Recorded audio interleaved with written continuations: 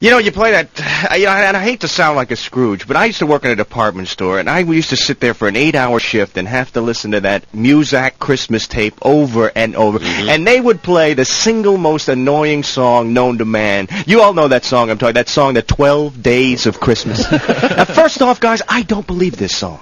I can't believe that anybody is this into birds. All right, think about it, Tom. On the 7th day alone, this guy's getting 7 swans a-swimming, 6 geese a-laying, 4 calling birds, 3 French hens, 2 turtle doves, and a partridge.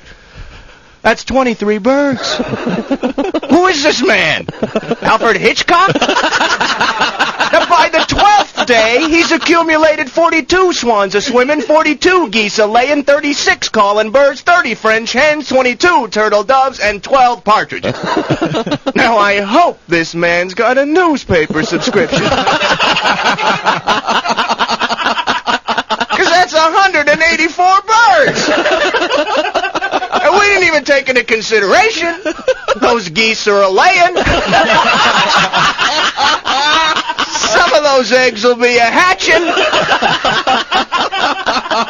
Hey, and if that's not bad enough, come the 8th day, they start sending in show business people. Yeah, ladies dancing, drummers drumming, pipers piping, lords a-leaping.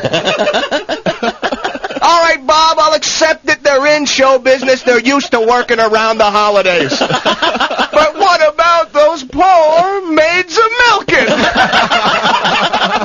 They ought to be home with their family on Christmas, not yanking on a cow. I can see them sitting there on their stool. He brings in one more stinking bird. And I'll be damned if I'm picking those pears